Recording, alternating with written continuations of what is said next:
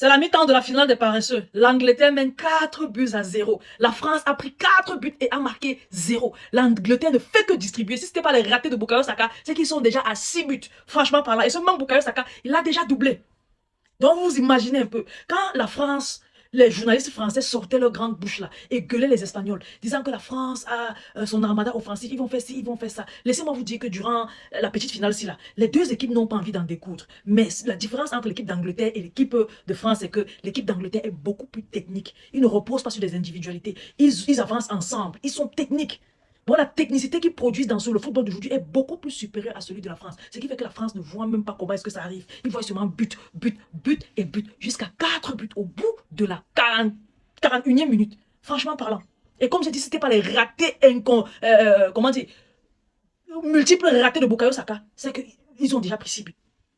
Ils sont entrés la panse. La France n'a pas aligné une équipe B. Ne venez pas me dire que parce que Dembélé ne joue pas, c'est une équipe B. De l'autre côté, Bellingham aussi ne joue pas. Donc les gars sont plutôt sérieux dans ce qu'ils font. Sauf que la France ne voit pas ce qui arrive. La France constate seulement un but. Au troisième but, Mbappé a sorti un sourire jaune. Tellement il ne comprenait pas ce qui se passait. On vous a dit que la France jusqu'ici n'avait pas testé les vraies équipes. L'équipe la plus sérieuse qu'elle avait testée, c'était le Sénégal pour son match d'ouverture. La première mi-temps du Sénégal. Ils ont pu changer ça. Et après, on a eu le match compact face au Paraguay. Oui. L'équipe C de Norvège, là, ce n'était pas un match.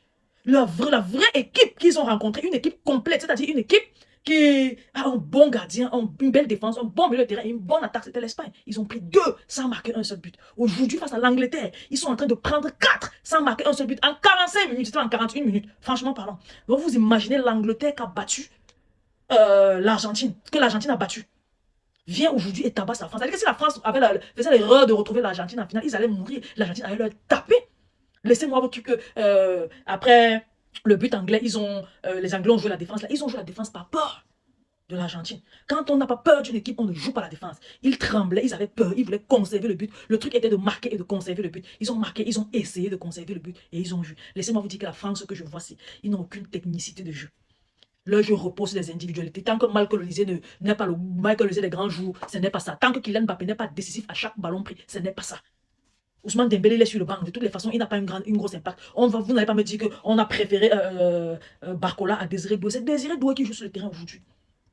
Mike Maignan ne fait que filmer les ballons, entrer dans les filets. Il filme à gauche, il filme à droite, il filme à gauche, il filme à droite. C'est donc le résultat de tout ce que je vous disais aujourd'hui, que la France n'a pas encore rencontré une grosse équipe. Mais sinon, l'attaque, ou bien le côté l'attaque, même les individualités en attaque française me faisaient peur.